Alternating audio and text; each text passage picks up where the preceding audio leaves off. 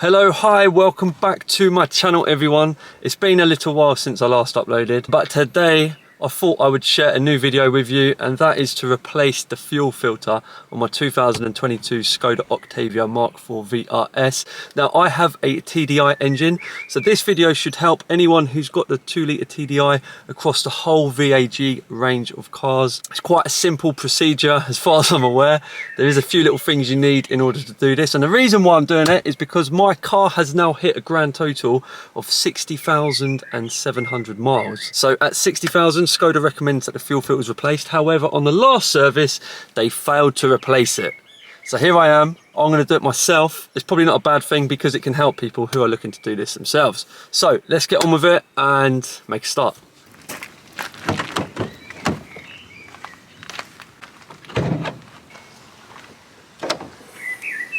It's a bit dirty under here, I'm not going to lie. Okay, so here is the fuel filter housing. There is 5 torque screws on here. What I'm going to do is get some gloves on, get some blue roll, and get these screws out before it absolutely hacks it down. We've got a T20 Torx bit and some blue roll and some gloves for now. Right, let's start by taking these out. They're on very loose, they're not on tight at all. And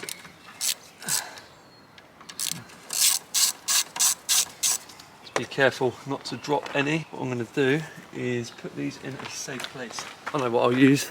This leaf that my mum made me. So just put that there. In fact, put the leaf up here. I know whatever I'm going to do, I'm going to end up losing these. Right.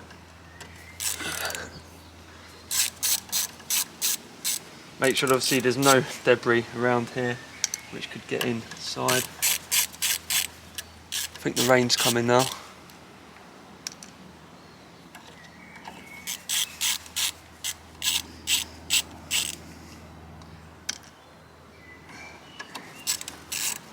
This one's in a right awkward location. Bloody hell. Okay, right, let's get these well out of the way. Okay, so I'm going to get plenty of this because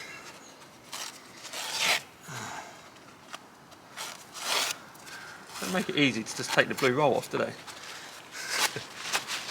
Right, let's get a load of this. I believe it's going to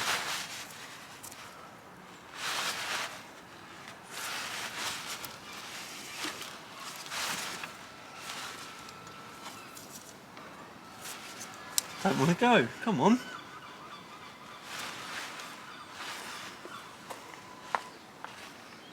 It's not easy to get out. Right, what did I say? Right, let's clear this out of the way for a minute. Oh.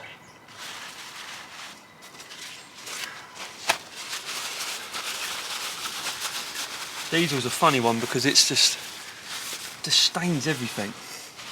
Right, so now this filter, we're going to want more roll. Let's clear this stuff out of the way without wrecking it. Oh, God. Right.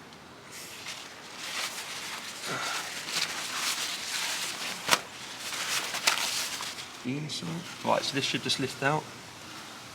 There is the old one and it stinks.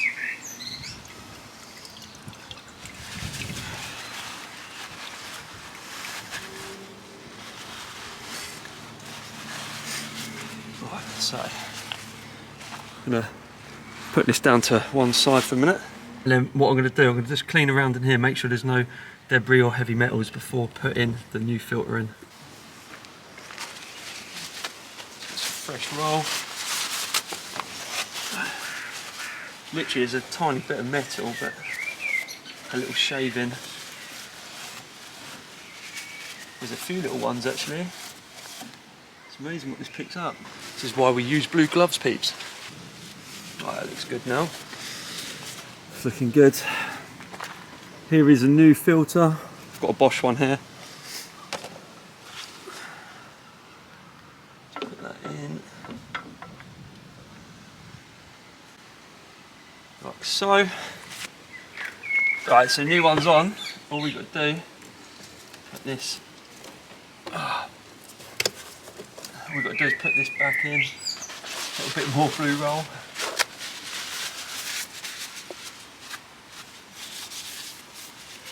Right, put this in, make sure it's all aligned. Right, now, this is the next bit. We've got to put these back on, but they've got to be at 5 Newton meters. My torque wrench is 1/2 inch. I don't have a small enough drive, so I'm going to just do it hand tight to what I feel is 5 Newton meters, because it's such a low amount. But anyone doing this at home, I would strongly advise that you use a torque wrench. I'm doing this at my own risk, but I know roughly what 5 Newton meters is. And you saw earlier when I took it out, when I took the bolts out, they weren't actually that tight.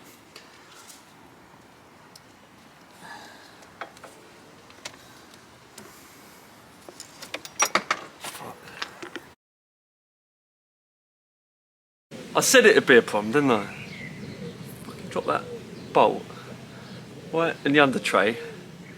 So I've had to climb under the car and take like the oil catch pan plastic under tray out. Keep banging it to here where it... This is why I hate working on cars. I think I'm going to change these gloves now. You know, I've got 10 torque screws to get on underneath, but before it hacks down with rain, I think we should finish off with the fuel filter. But these are real world problems, you know, as a DIY infuser. If I drop this time, I mean, look, let's just show you just how bad the design is here. Why are we putting screw holes, look, in between pipes where you can't get your bits in? I do not want to drop this again. I don't even know how to get it in there without dropping it. Gently does it. See, magnetic would be good, but thank God for that. Remember, it's only 5 Newton meters, so we don't want to over tighten any of these. I can kind of feel where the stopper is.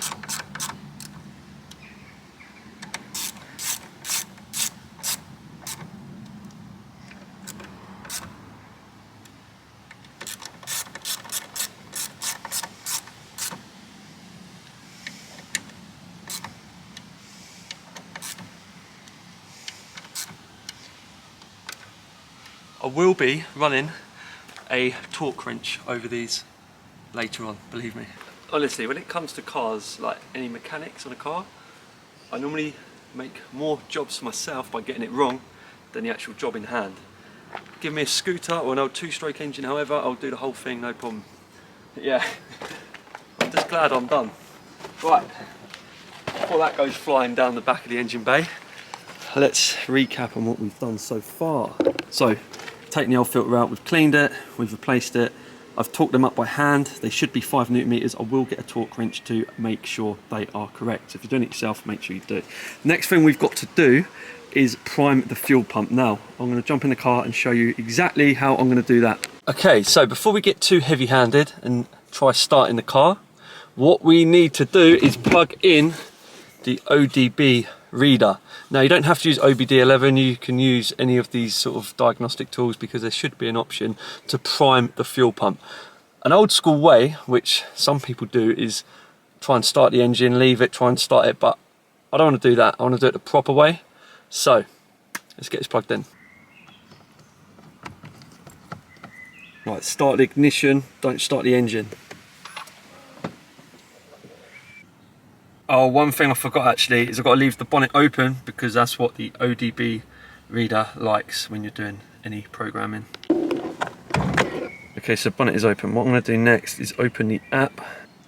Let's connect. Okay, so reading control units. Go to apps.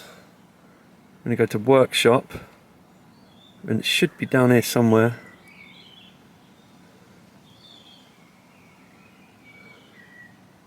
Fuel system priming.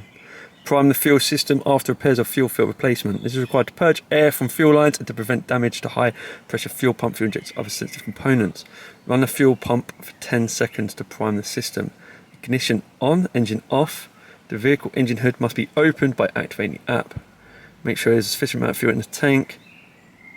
If activated more than once in a row, switch the ignition off and on and reopen the fuel priming app before each use. Okay, so I've got to click change value, prime system. I've run out of credit, so I'm going to have to purchase some. How many is it? 10. $2.99. God, it's cheaper than Skoda though. Right, purchase successful. Change value. Prime it, activate.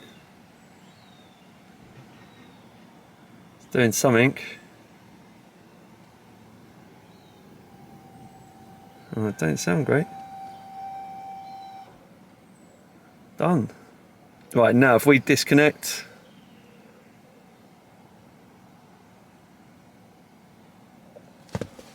Pull the old OBD scanner out. And then I'm going to go and close the hood. Did I just say hood? That's very American. Right, moment of truth. Let's press the start button and see if we can get the engine going. Oi, oi, here she is. Bit of a slow starter, but we're there. And what I'm going to do, I'm going to wait a few minutes. Going to let the engine tick over, just make sure there's no leaks or nothing like that. Because obviously we've been playing with the fuel system here. We want to make sure that that filter's on and nice. We are looking all good. There's no leaks. Everything seems to be tickety-boo. Right, so that actually went pretty smoothly until I dropped the bolt. So just do not drop that bolt at the back. That's the most important one out of them all.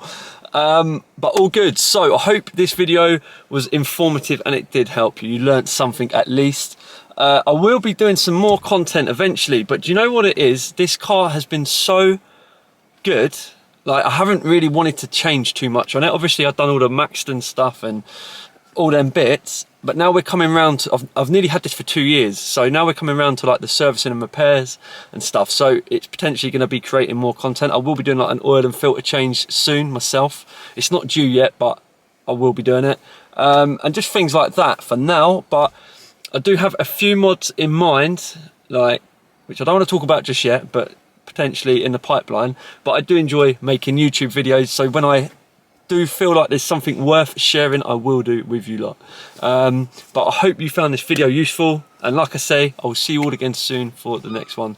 And oh, if you're wondering, I'll leave a link for the OBD11 reader in the description of the video, and also the part number for this filter that I used. Okay, so I think that's it. But I do have one idea actually. I think we need to do a detail on the engine, because that is filthy.